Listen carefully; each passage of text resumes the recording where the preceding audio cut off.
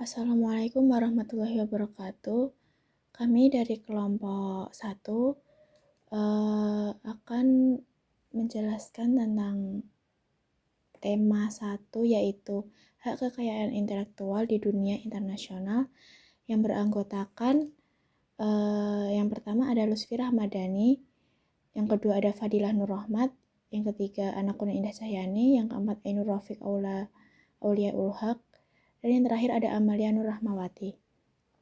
Untuk poin pembahasan tema ke-1 itu ada 5. Yang pertama itu ada konvensi internasional, yang kedua ada persetujuan TRIPS, yang ketiga ada konvensi Roma, yang keempat ada konvensi Berner, dan yang terakhir itu perlindungan hak di dunia internasional.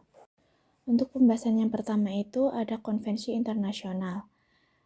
Konvensi internasional itu perjanjian yang ditandatangani antara dua negara atau lebih yang berfungsi sebagai perjanjian internasional.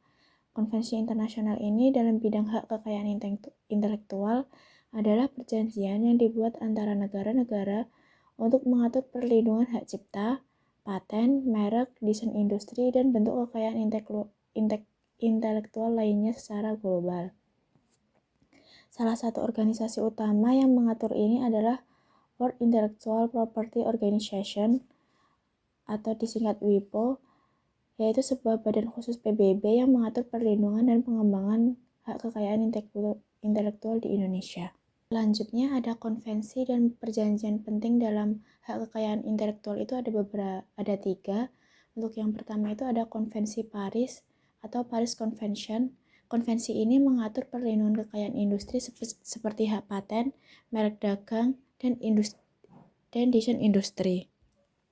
Di mana di Indonesia itu telah meratifikasikan konvensi ini yang memberikan perlindungan atas hasil karya para inovator di berbagai negara anggota.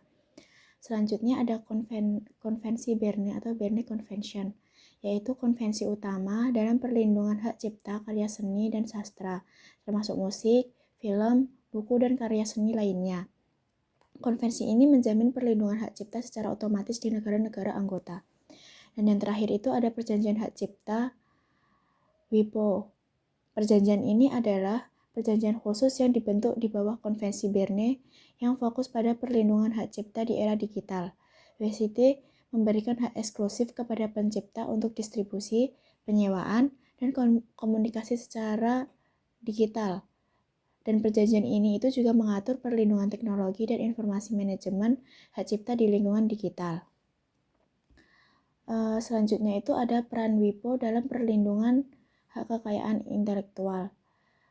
WIPO berperan penting sebagai lembaga global yang menetapkan standar perlindungan HAKI, memfasilitasi kerja antara negara, dan memperkuat perlindungan hak cipta dan kekayaan industri di kancah internasional. WIPO ini dibagi menjadi 2 kategori utama. Untuk yang pertama itu hak cipta, terus yang kedua itu ada kekayaan industri yang mencakup hak paten, merek dagang, desain industri, rahasia dagang, dan indikasi geografis. Selanjutnya ada implementasi di Indonesia. Indonesia itu telah meratifikasi berbagai konvensi internasional di bidang HAKI, termasuk WIPO. Hal ini diwujudkan dalam peraturan nasional seperti Keputusan Presiden Nomor 19 Tahun 1997 tentang pengesahan WIPO. Terus serta Keputusan Presiden Nomor 24 Tahun 1979 tentang pengesahan Paris Convention. Ratifikasi ini menunjukkan komitmen Indonesia dalam memenuhi standar internasional perlindungan HAKI dan mendukung pengembangan inovasi dan kreativitas. Selanjutnya untuk poin pembahasan kedua itu ada persetujuan TRIPS. Persetujuan ini adalah salah satu lampiran utama pembentukan WTO yang lahir dari lobi kuat Amerika Serikat dengan dukungan Uni Eropa, Jepang, dan negara-negara maju. Latar belakang munculnya TRIPS berawal dari kekhawatiran Amerika Serikat terhadap lemahnya perlindungan serta penegakan hak kekayaan intelektual dalam perundingan putaran Uruguay. Untuk perjanjian ini itu mewajibkan seluruh anggota WTO memberikan perlindungan yang kuat terhadap kekayaan intelektual, sehingga sifatnya multilateral, bukan hanya berlaku bagi sebagian pihak. Untuk poin-poin khusus dalam TRIPS Agreement itu ada 4.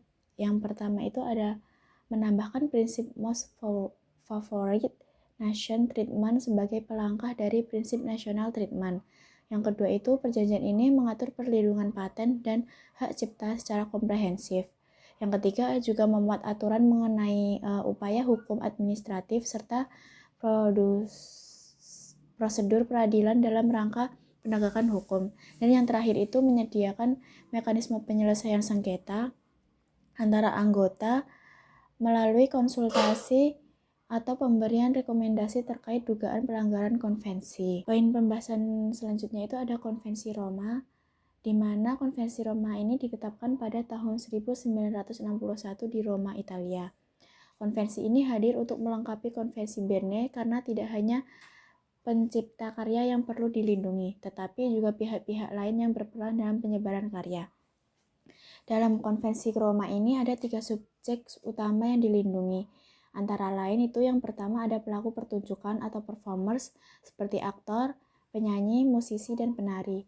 Untuk yang kedua itu ada produser fonogram yang membuat rekaman suara untuk tujuan komersial. Dan yang terakhir itu ada lembaga penyiaran atau broadcasting organization seperti stasiun televisi dan radio. Selanjutnya ada Konvensi Berne. Konvensi Berne ini disepakati pada tahun 1886 di kota Berne, Swiss. Lahirnya konvensi ini didorong oleh keinginan untuk memberikan perlindungan internasional bagi pencipta karya sastra dan seni dari tindakan pembajakan lintas negara. Ada 3 prinsip utama Konvensi Berne ini. Yang pertama itu ada perlakuan nasional atau national treatment, yang dimana itu mewajibkan setiap negara anggota memperlakukan karya asing sama seperti karya lokal. Nah, perlindungan otomatis atau automatic protection yang berarti hak cipta berlaku tanpa formalitas pendaftaran. Untuk selanjutnya itu ada independensi perlindungan, yang menjamin hak cipta berlaku di negara anggota meski negara asal tidak melindungi karya tersebut. Dan yang terakhir itu menetapkan standar minimum perlindungan atau minimum rights seperti masa perlindungan hak cipta paling sedikit itu 50 tahun setelah pencipta meninggal dunia. Jadi perbandingan antara Konvensi Roma dan Berne ini untuk Konvensi Berne berfokus pada hak cipta yang dimiliki langsung oleh pencipta atas karya asli, dan sedangkan Konvensi Roma ini mengatur hak terkait bagi pihak lain yang berkontribusi pada penyebaran karya seni dalam penyebaran karya seperti musisi, produser rekaman, dan lembaga penyiaran. Untuk poin terakhir ada perlindungan haki di dunia internasional. Jadi konsep perlindungan hak atas kekayaan intelektual atau disingkat sebagai haki di tingkat internasional itu melibatkan pengaturan, fasilitasi, dan penguatan sistem perlindungan kekayaan intelektual secara global agar karya dan inovasi kreator itu mendapat payung hukum yang harmonis antar negara. Peran utama dalam perlindungan internasional ini dipegang oleh organisasi seperti World Intellectual Property Organization atau disingkat sebagai WIPO yang menetapkan standar perlindungan haki dalam perlindungan HKI dalam memfasilitasi kerjasama antar negara anggota dalam melindungi hak cipta, paten, merek, dan bentuk kekayaan intelektual lainnya. Untuk kesimpulannya, hak kekayaan intelektual memiliki peranan penting dalam melindungi hasil karya, penemuan, dan kreativitas di tingkat global. Nah, melalui berbagai konvensi internasional seperti Paris Convention, Berne Convention, Rome Convention, serta TRIPS Agreement, negara-negara bersepakat untuk menciptakan standar perlindungan yang harmonis terhadap hak cipta, paten, merek, desain industri, dan hak terkait lainnya. Organisasi internasional seperti WIPO berfungsi sebagai fasilitator dan pengatur utama dalam memastikan perlindungan dan kerjasama antar negara. Indonesia sendiri telah meratifikasi sejumlah konvensi tersebut sehingga perlindungan HKI dapat berlaku secara efektif dalam sistem hukum nasional. Dengan demikian, HKI bukan hanya instrumen hukum, tetapi juga sarana penting untuk mendukung kreativitas, inovasi, dan perkembangan ekonomi di era globalisasi. Mungkin itu saja yang dapat kami sampaikan. Terima kasih. Wassalamualaikum warahmatullahi wabarakatuh.